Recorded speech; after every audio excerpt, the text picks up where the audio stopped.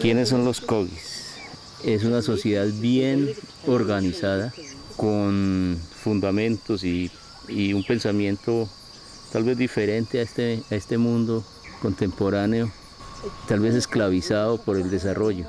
Generalmente un grupo de personas que vive en la naturaleza, que hace parte de la naturaleza y considera la naturaleza como parte suyo y él de la naturaleza. Podríamos decir que los Kogis son un grupo también muy desarrollado, pero no esclavizado de su desarrollo. Es un grupo que comparte con la naturaleza en la medida en que la naturaleza se desarrolla, ellos también.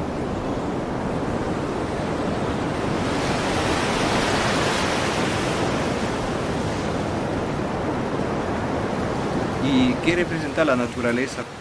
La naturaleza para los indígenas es la verdadera madre. Ellos hablan de la madre naturaleza.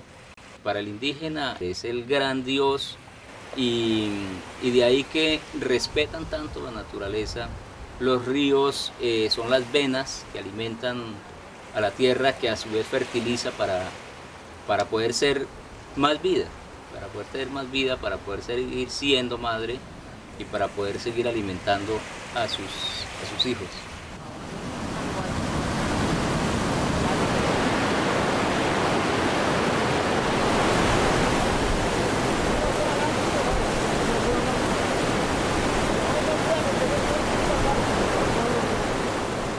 ¿Y la selva? La selva hace parte de un todo, ¿ya? Todo es un conjunto de cosas. Un indígena no puede cortar un árbol si no le pide permiso a ese Dios, a esa madre naturaleza. Le pide permiso para cortarlo y le da las gracias por haberlo cortado también. La selva es la forma que podrían tener las personas. Muchas veces ellos hablan de la selva como el pelo que tiene la gente, el pelo que tienen los animales, y hablan de zonas específicas tales como las rocas, como los nevados allá arriba, las partes que no tienen hierba, que no tienen selva. Lo comparan con la planta de las manos y de los pies de las personas que normalmente no tienen, y es porque tiene que ser así, porque la tierra a su vez es como una persona. ¿Y los jardines? A ver, los indígenas de la sierra son generalmente agricultores, pero no son unos agricultores de una explotación económica. Realmente el indígena tiene una agricultura de subsistencia basada en la explotación de los diferentes pisos térmicos. El indígena tiene posesión en la parte alta de la sierra, donde se cultivan ajos y algunos tubérculos. Tiene posesiones en la parte media y en la parte baja. De esa manera logra mezclar una serie de alimentos para poder equilibrar su dieta alimenticia. Pero su agricultura se basa en el control biológico a través del policultivo. El indígena nunca siembra una sola variedad en una sola parte, porque teme la invasión de enfermedades, la invasión de insectos. No solamente cuidan la tierra, sino que saben cómo hacerlo realmente. Ya saben qué tipo de planta es buena, qué tipo de planta es mala, cuál controla determinada plaga y cuál controla determinada enfermedad. Entonces son unos verdaderos biólogos, son unos verdaderos ecologistas que desafortunadamente no queremos aprender de ellos porque nos consideramos siempre los mejores. Si la sociedad occidental fuera un poco más humilde, aprendería de ellos y se daría cuenta que en materia agrícola son una verdadera universidad, son una verdadera cátedra, podríamos llamarle, o facultad de agronomía y de todo en materia agropecuaria, no solamente en producción.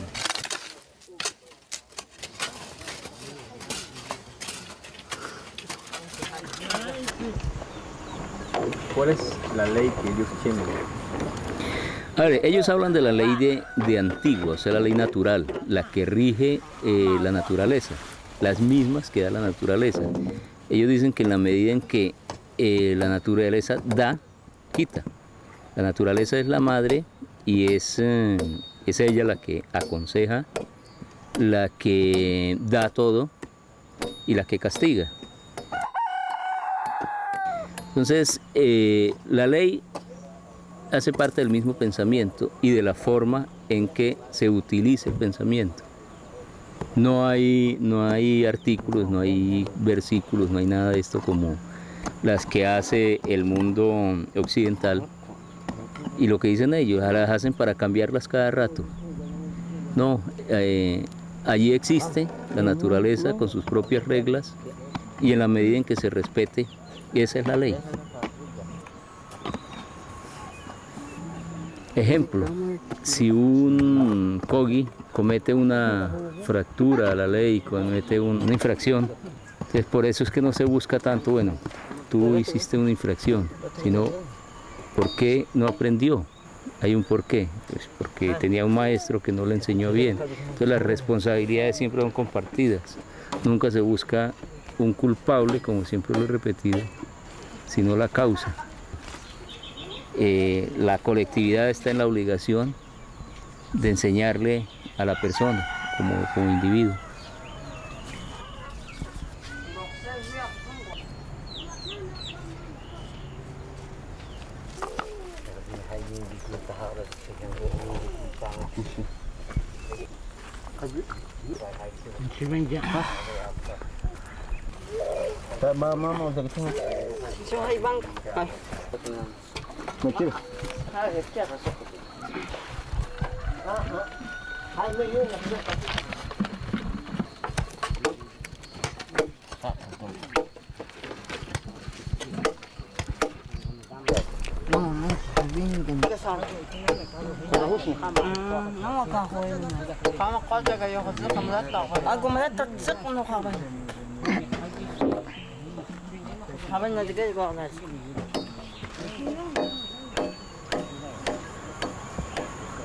Pienso que el equilibrio es algo tan importante como la propia vida. No puede haber vida sin equilibrio. En el momento en que hay un desequilibrio se acaba prácticamente, se podría llegar a acabar la vida, según el concepto que ellos tienen. Existe lo bueno y lo malo y no puede existir lo bueno sin lo malo, ni puede existir lo blanco sin lo negro, según ellos, porque para eso la madre dejó todo. Entonces, lo importante es poderlo mantener, es poderlo entender, qué fue lo que dejó la madre, qué fue lo que dejó la naturaleza, cuáles son las reglas de la naturaleza.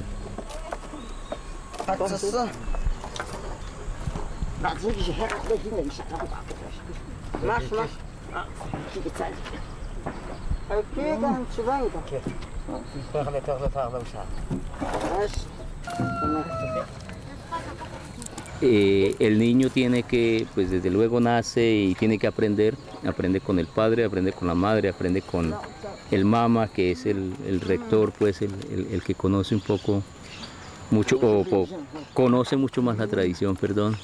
Sigue siendo permanentemente un aprendiz de todo lo que existe a su alrededor, incluyendo al otro como tal. Entre ellos existen diferencias como en todo el mundo, es una sociedad como cualquiera, solamente conocedores de algo más de la ley tradicional, pero capaz por lo menos de dialogar, que eso es algo muy especial que tal vez estamos olvidando nosotros. El diálogo para el Kogi es como el mejor equilibrio. Ya, hace parte del equilibrio el poder dialogar, el escuchar incluso la misma naturaleza. Ahora, escuchar al vecino, a su propio prójimo, es mucho más importante.